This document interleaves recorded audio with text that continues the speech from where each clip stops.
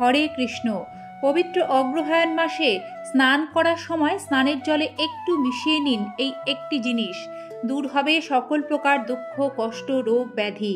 ফিরবে ভাগ্যের হাল। দুর্ভাগ্য দূর হয়ে সৌভাগ্য হবে নিত্য সঙ্গী। প্রচুর আর্থিক উন্নতি করবেন। নমস্কার বন্ধুরা, শাস্ত্রমতে স্নান এবং দান সঠিক সময় করলে তার বহু সুফল পাওয়া যায়, পুণ্য লাভ হয়।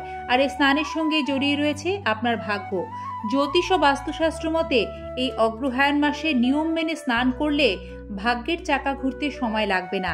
আপনি ধনী হবেন, দারিদ্র্য দূর হবে এবং জীবনে যে কোনো কার্যে সফল হবেন। তবে এর জন্য এই অগ্রহায়ণ মাসে কয়েকটি নিয়ম আপনাদের পালন করতে হবে।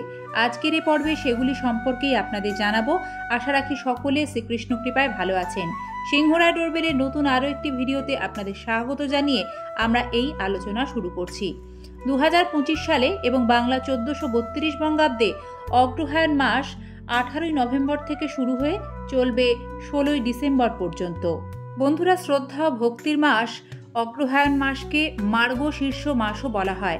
আর এই মাস ভগবান শ্রীকৃষ্ণ ও মা লক্ষ্মীর অত্যন্ত প্রিয়। গীতায় শ্রীকৃষ্ণ স্বয়ং বলেছেন, মাসানাং মার্গশীর্ষহম, অর্থাৎ মাসগুলির মধ্যে আমি মার্গশীর্ষ।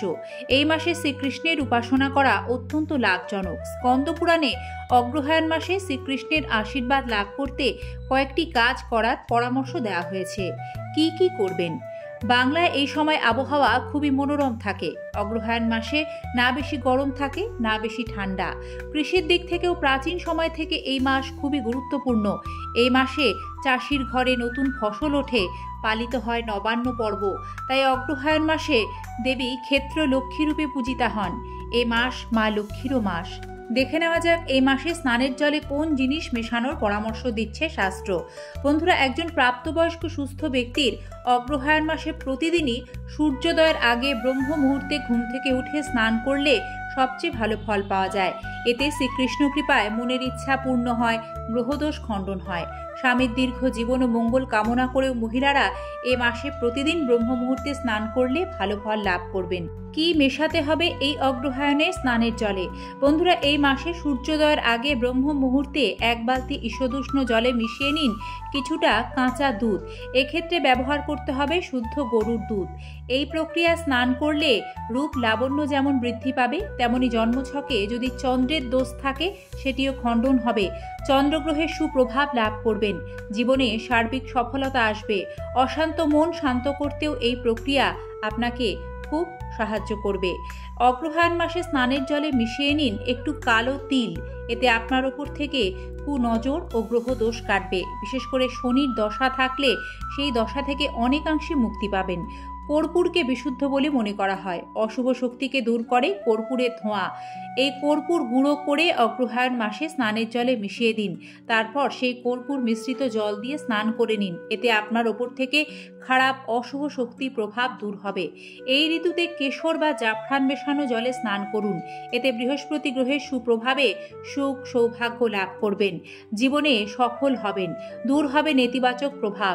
এছাড়াও এটিও রূপ লাবণ্য বৃদ্ধি করতে সহায়তা করবে। নতুন কাজের জন্য উদ্যম ফিরে পাবেন। বিশুদ্ধ ঘি শরীর ও মনকে পবিত্র করে।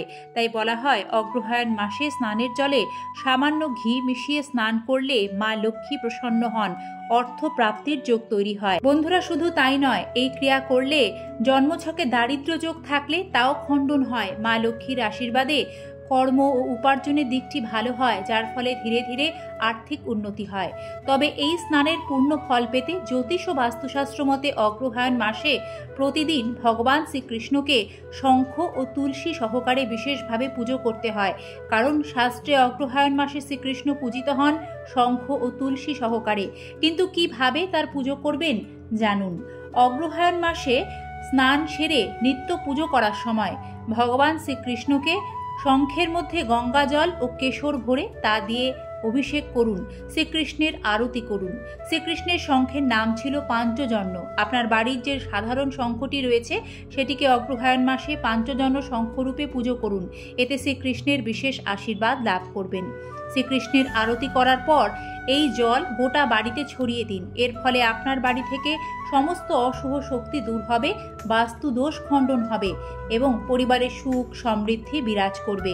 শঙ্খের ধ্বনি ঘরের পরিবেশকেও শুদ্ধ করে, নেতিবাচক শক্তি দূর করে।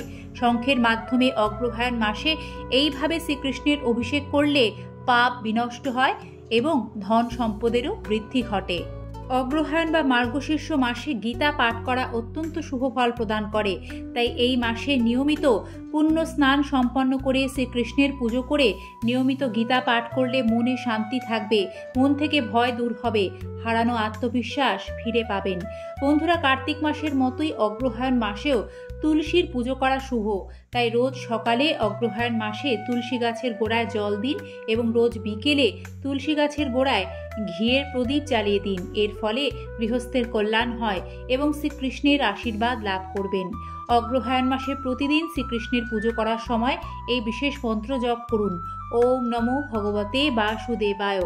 সন্তান সম্পর্কিত সমস্যা থাকলে সেটি দ্রুত সমাধান চাইলে অগ্রহায়ণ মাসে প্রতিদিন 108 বার করে স্নান সেরে ক্রিম কৃষ্ণায় নমঃ মন্ত্র জপ করুন, ভালো ফল পাবেন। বন্ধুরা, অগ্রহায়ণ মাসে গঙ্গা স্নান করলে পুণ্য লাভ হয়, সকল প্রকার রোগ দুঃখ দোষ দূর হয়। তাই গঙ্গা গিয়ে স্নান করা সম্ভব না হলে প্রতিদিন এই মাসে সামান্য গঙ্গা জল নিয়ে তাতে স্নানের জল মিশিয়ে স্নান করুন, শুভ ফল লাভ করবেন। বন্ধুরা, আলোচনা প্রসঙ্গে আরও একটি গুরুত্বপূর্ণ কথা, সেটি হলো আজকের এই পর্বে আমরা আপনাদের অগ্রহায়ণ মাসে স্নানের জলে বেশ কয়েকটি মঙ্গল সামগ্রী মিশিয়ে স্নান করার কথা জানিয়েছি। তবে বাস্তব এটাই, একদিনে কারোর পক্ষে এতগুলো জিনিস একসাথে মিশিয়ে তো স্নান করা সম্ভব নয়।